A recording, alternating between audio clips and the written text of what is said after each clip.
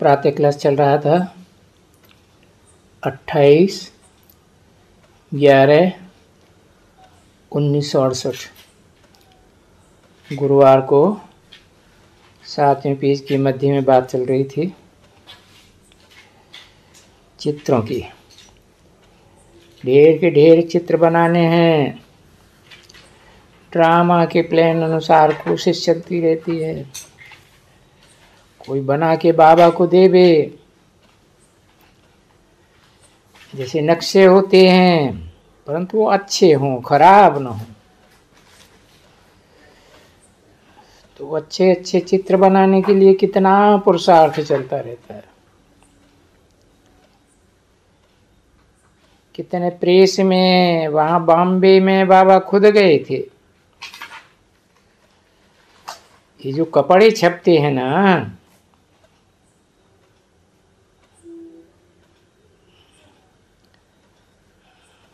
कपड़ा हद का भी होता है, कपड़ा बेहद का शरीर रूपी वस्त्र भी होता है। तो ये अच्छे अच्छे उनमें ये बॉम्बे की सीनरी नहीं छपी हुई है कपड़े के ऊपर। और बॉम्बे तो हर हर बम बम की नगरी है ना, तो वहां जा करके पहले पहले तो चाहिए ब्रह्मा का फोटो और मम्मा का फोटो अच्छा सा। तो कितनी कोशिश की है, कितने हमारे पास बने हुए ब्लॉक्स रखे, बड़ों बड़ों के खर्चे वालों के।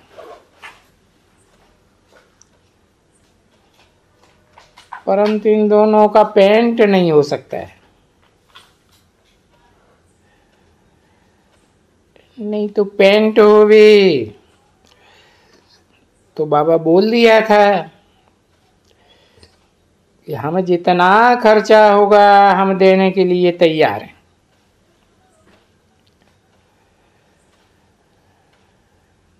तो वो सहज होगा ना बच्चे।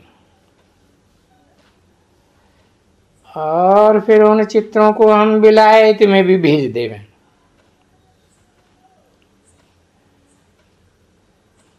देखो बाबा, ये बाबा तो बिजनेसमैन भी है ना।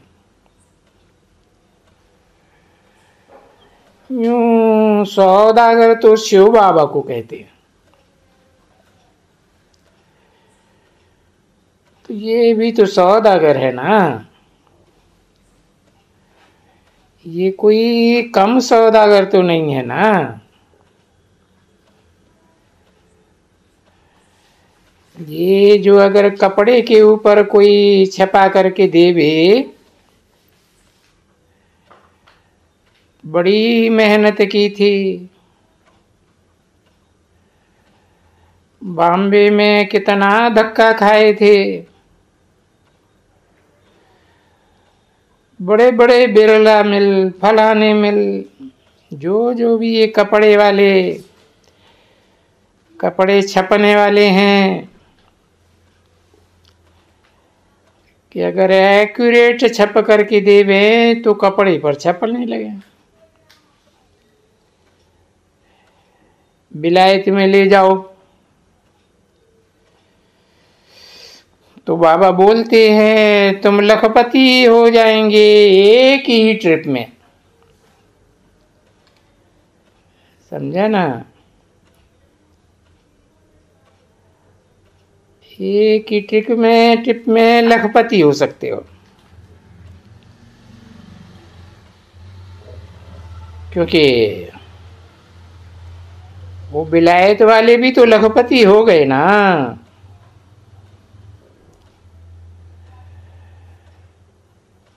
जो गीता बाबा ने तुम बच्चों को दिखलाई है बड़ी,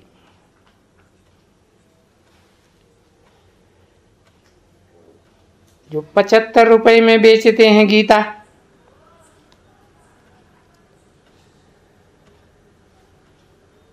बड़े साइज की बनाई,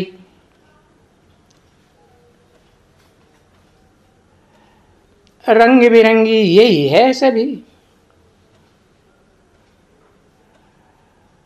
और ये तो हठ योग वगैरह सब जो सन्यासी वहां जाते हैं और फिर वहां यहां भर करके ले आते हैं।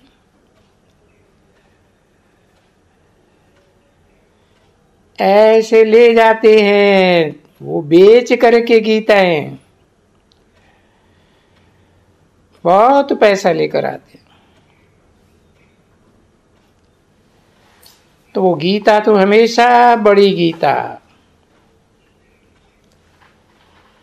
या वो कहाँ रखी हुई है सो कोई चोरी न कर देवे, नहीं। पर जो गीता है ना, यहां रखी हुई होवे दिखलाने के लिए, तो कैसे ये गीता छपते हैं, और वही गीता रंगीन।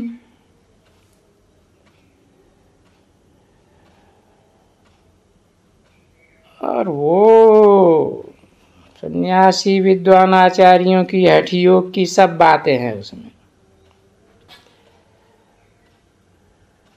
और उसमें तो कृष्ण का नाम लगा पड़ा है, बहुत फोटे लगाए हुए। तो विलायत में तो देखो ये बहुत ही सन्यासी जाते हैं राजयोग के नाम पर हठ योग सिखलाने का। और वो हठ योग सिखलाए करके अपना एरोप्लेन भी खरीद लेते हैं, मकान भी अपना बना लेते हैं। और वो गवर्नमेंट भी है वहां की, तो बरोबर गवर्नमेंट रिलीजियस, परंतु फिर भी तो देते हैं ना।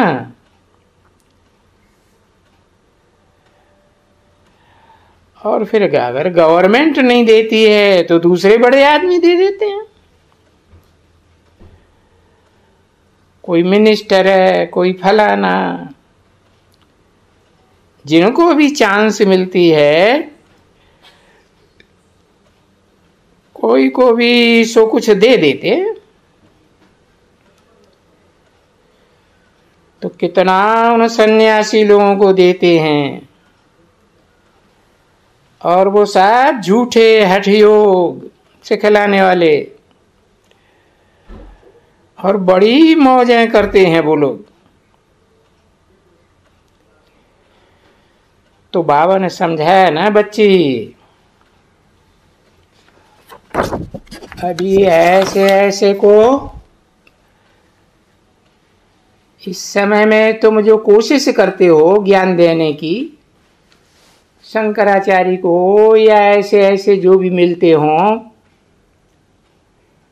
वो बाबा ने समझा दिया ना कि ऐसे ऐसे को इस समय में तुम पकड़ नहीं सकते हो, और वो तुम्हारा बन नहीं सकते हैं। 28/11/1968 की प्रातः क्लास का 8वां पेज।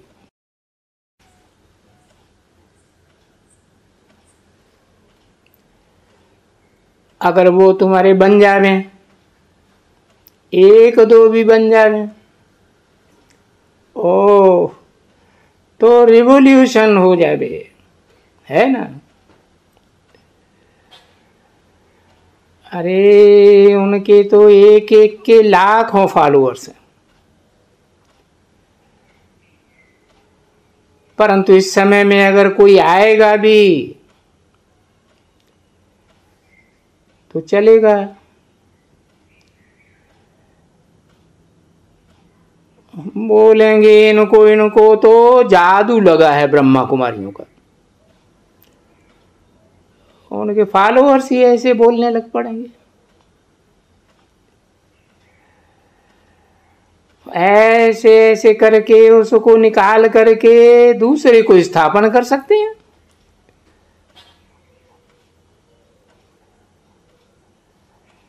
बाकी सब ढेर सारे नहीं आएंगे,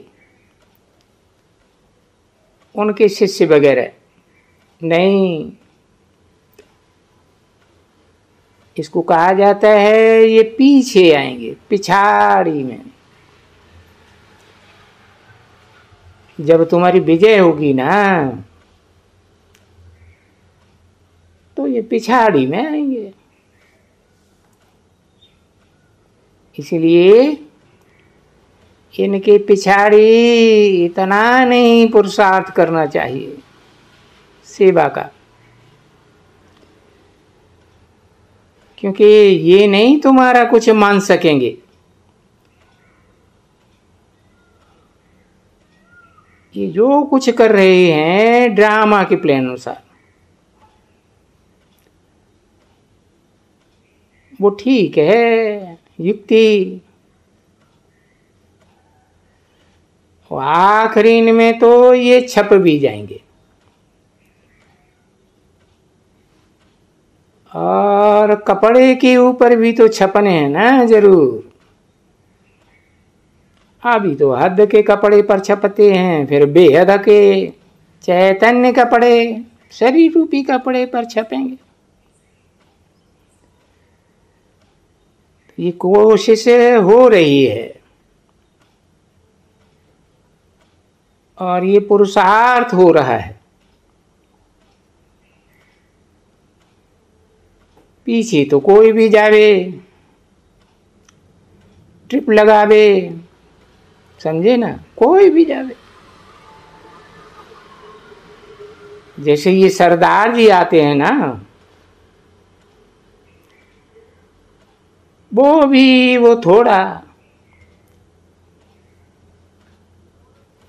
वो तो कपड़ा है, वो तो जैसे कि एक बुझग्गा हो जाएगा। उनके लिए तो एक बुझगा ही काफी है।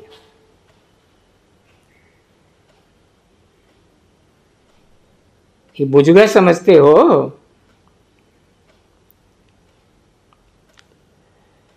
ये उसमें सो एक जोड़ी भी पड़ी होवे,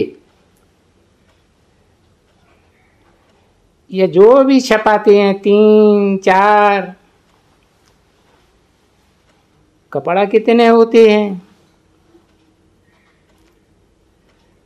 गोथरी भी थोड़ी छोटी ले जावे, भले एरोप्लेन में भी ले जावे, कोई हर्जा थोड़े ही है। और धन बहुत जा करके कमा के आवे, क्योंकि बच्चे ये कोई कम नॉलेज नहीं है, वही नॉलेज है जिसमें कि वो लोग जानते हैं कि ये पैराडाइज कैसे स्थापन हुआ।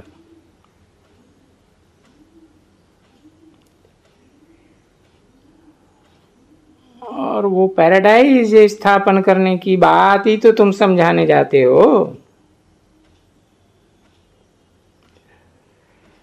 और फिर तो तुम कोई भी दाम चाहे सो ले सकते हो।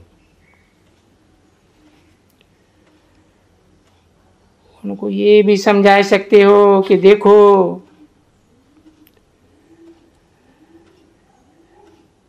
आजकल वो जा करके पुरानी चीजें लेते हैं, वो उनको बोलते हैं ये 5,000 नहीं पर 10,000 20,000, बोलते हैं लाख बरस की पुरानी है ना, ऐसे बोलते हैं। तो वो बहुत पुरानी। अब कोई चीज है 5,000 साल से ज्यादा पुरानी नहीं, परंतु पुरानी पुरानी पुरानी बोल बोल करके जाके वो पैसा उनसे ले आते हैं।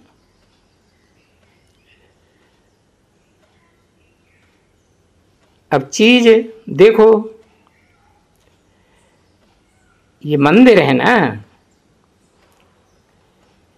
ये जो यादगार मंदिर हैं, इनकी अगर उनको थोड़ी भी टुकड़ी मिले पुरानी, बगल टीटल, और बोले कि ये पुरानी है, 50,000 पुरानी है,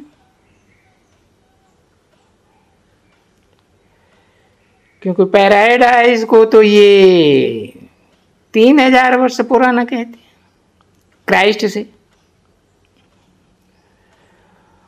और भारतवर्ष तो लाखों वर्ष कहते हैं ना। वो बोल देते हैं इतनी पुरानी है,